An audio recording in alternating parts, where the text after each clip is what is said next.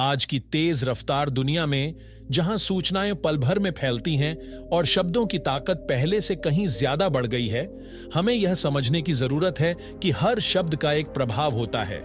हमारे शब्द हमारी सोच का प्रतिबिंब होते हैं और एक छोटे से विचार या वाक्य में भी वह क्षमता होती है जो किसी के जीवन की दिशा बदल सके। आज की इस कहानी में हम ऐसे ही एक महान विचारक की दिमाग खोल देने वाली बातों को जानेंगे जो आज भी उतनी ही प्रासंगिक हैं जितनी सदियों पहले थीं।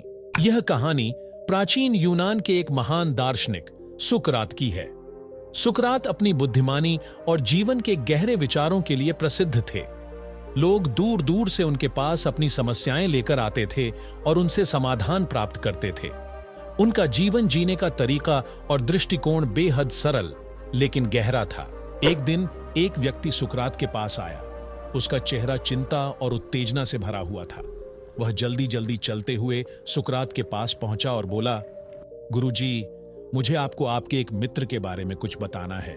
सुकरात ने अपनी शांत मुस्कान के साथ व्यक्ति की ओर देखा और कहा, ठहरो, जो तुम मुझे बताना चाहते हो उससे पहले मुझे 3 सवालों के उत्तर दो।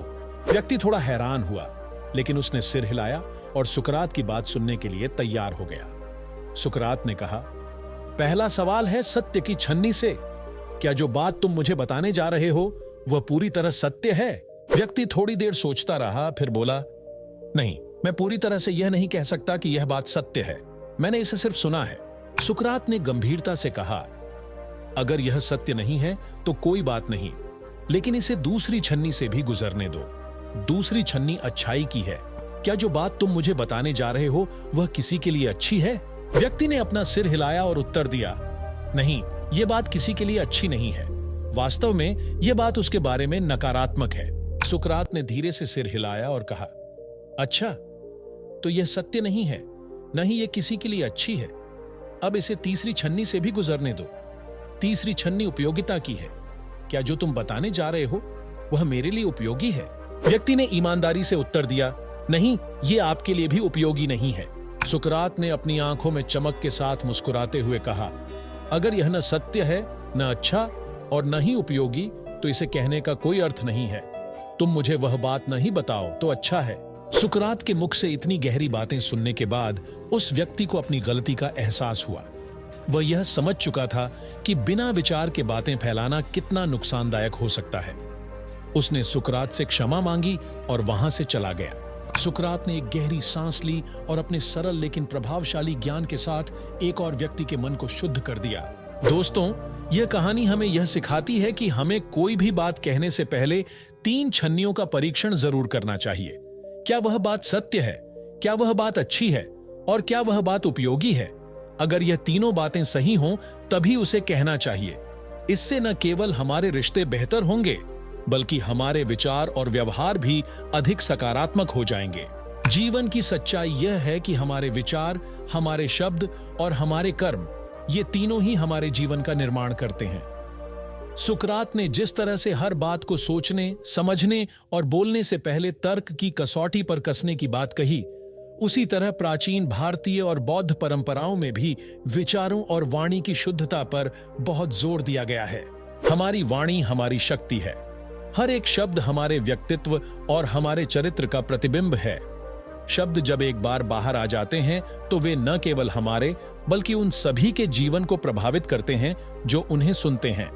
इसलिए शब्दों का चयन बहुत सोच समझकर करना चाहिए।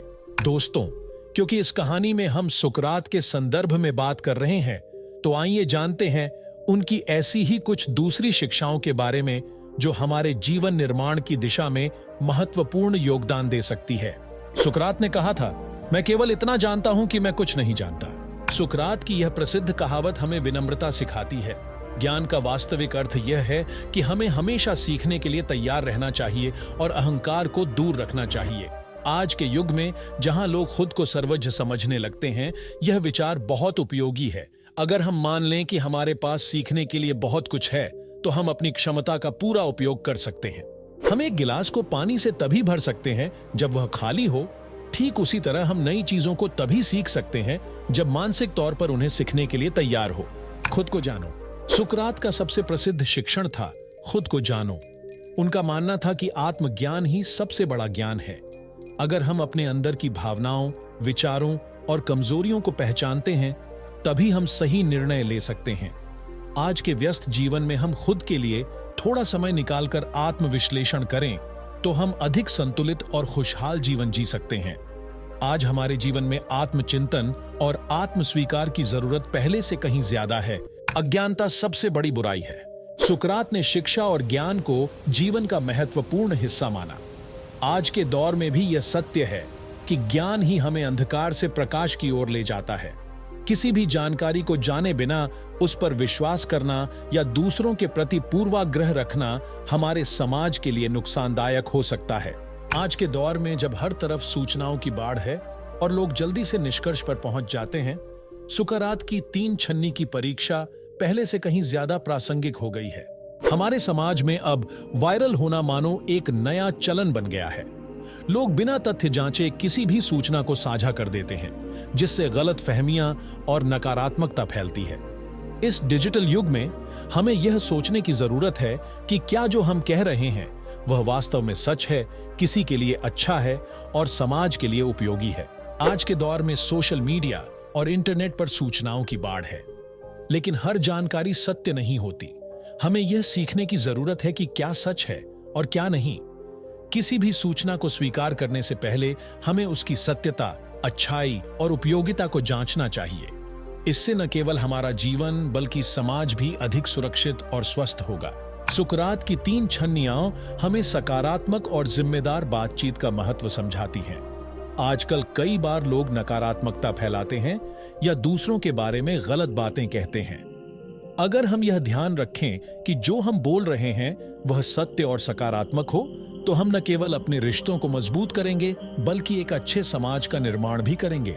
जीवन में हर कदम पर हम कई बार सही और गलत के बीच झूलते रहते हैं। हमारी वाणी और हमारे विचार दोनों ही शक्तिशाली हैं। जिस तरह से हम बोलते हैं और जिसे हम सुनते हैं, वह न केवल हमारे विचारों को आकार देता है बल्कि हमारे जीवन की दिशा भी तय करता है।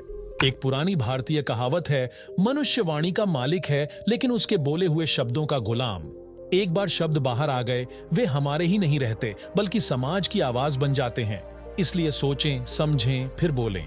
बौद्ध साहित्य में भी कहा गया है कि हम वही बनते हैं जो हम सोचते हैं। अगर हमारे विचार साफ, सकारात्मक और बुद्धिमत्ता से भरे हों तो जीवन में स्पष्टता और शांति होगी। यह सोचने योग्य है कि हम आज जो बोलते या सुनते हैं वह हमारे कल के निर्माण का बीज है। दुनिया के एक महान विचारक मार्कस ऑरेलियस, जो रोमन सम्राट थे, उन्होंने भी अपने जीवन में आत्मविश्लेषण का महत्व बताया था।